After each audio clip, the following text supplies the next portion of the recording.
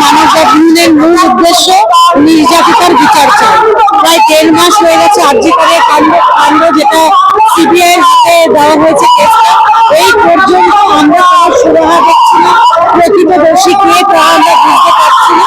তো আমরা আজকে এই মানববন্ধন শুধু আমরা দক্ষিণগুলোর সমতল নয়, সারা পশ্চিমবাংলার 175 কিলোমিটার, তার সাথে আজকে আমরা এখানে 5 কিলোমিটার মানববন্ধন করছি।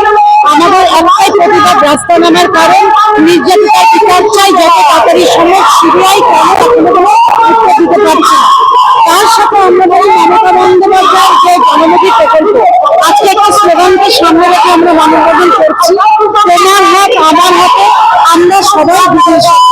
পশ্চিমবাংলার মেয়েরা কিন্তু দিদির সাথে ছিল, আছে, আগামী দিনেও থাকবে।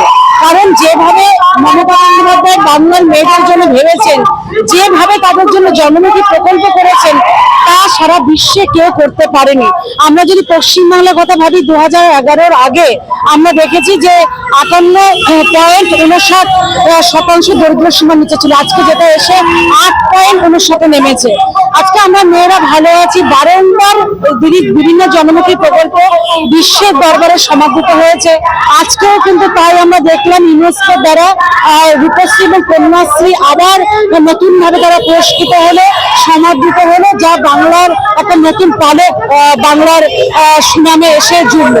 তো আমরা একটাই কথা বলতে চাই যে যতই মমতা বন্দ্যোপাধ্যায়কে নিয়ে রাজনীতি করা হোক, তাকে কালিমালিপ্ত করা হোক, বাংলার মেয়েরা দিদির সাথে ছিল, আছে, আগামী দিনে থাকবে।